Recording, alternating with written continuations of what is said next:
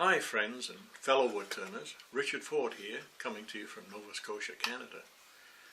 Back in 2011, February 2011, I posted a video on how I made handles for gouges, and in that video I featured a very cheap and easy to make Steadyrest, and I want to show that video again that highlights the use of that Steadyrest. So this is the Steadyrest that was in that video, and you can see it's very simply made. There's a piece of angle iron here, and it's bolted into a piece of 1-inch cold rolled steel, whatever fits your banjo, and there are 2 bolts through it, 2 holes in the thing.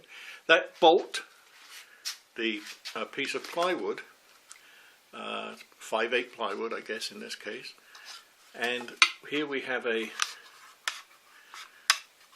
gate that goes in, and you can see we can make 3 contact points here on this dab. We can reverse this so that it would be higher for a bigger diameter, and when it's in place I use this clamp to hold it in place. I did say in that video in 2011 I'd probably replace this with something clever, but I haven't yet. Anyway, here's a little video showing how I use this. I hope you like it, and I hope you enjoy it. Thanks for watching. Safety. It's a big thing in the workshop. If you don't feel safe doing something, or you just don't feel comfortable, don't do it.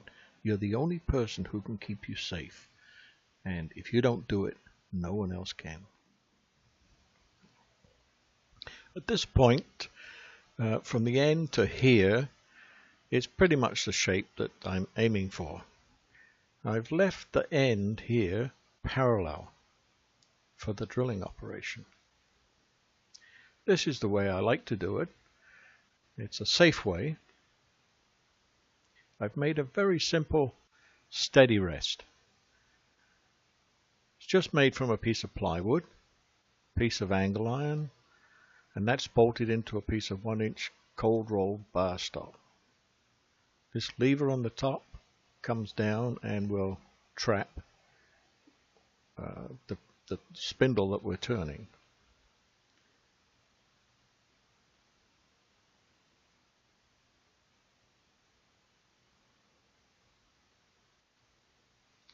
It works very well, and you can see, just put the center in, and you can see that it's easy to adjust. Raise it up and keep a little pressure up, and wiggle it around till it centers in. Then lock everything up, keeping it pretty well square.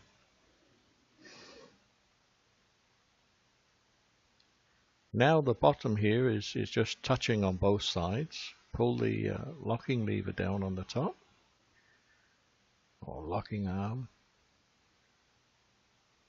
This is fairly new, so I'll probably come up with a better method of locking it. But for now, I'll just use a clamp.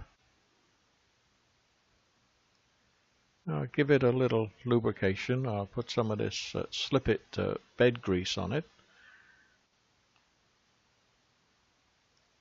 It's still squeaking, so I think I'll just loosen it a touch here. So now the next operation is to drill it.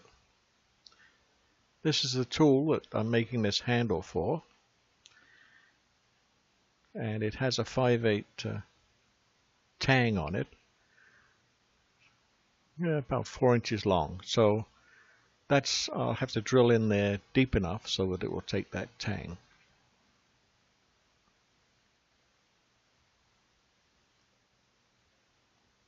So now we'll drill the hole into the end of the handle.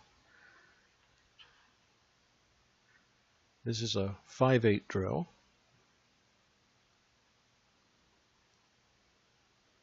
Now to drill a hole, I slow the lathe down a little bit. Don't want it running too fast.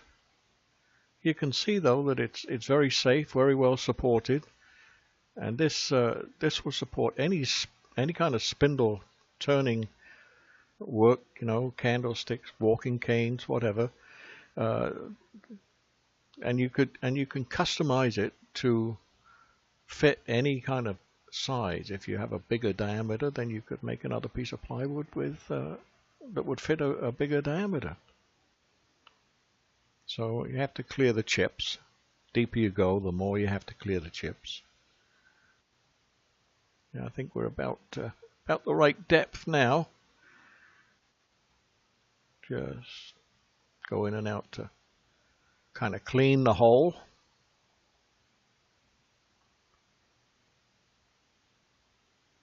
Yeah, just take the drill out now.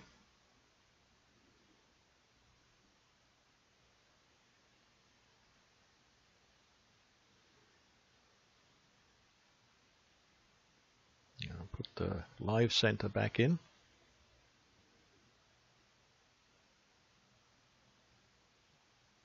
There is a way that people make handles where they have the drill mounted in the chuck and they hold the handle and push the handle onto the drill. I had a real bad experience with that. It jammed on the drill and it came round and thumped me in the chest. Could just as easily have been the nose. So this made me think of a better way, a safer way, and this is it. And it's cheap.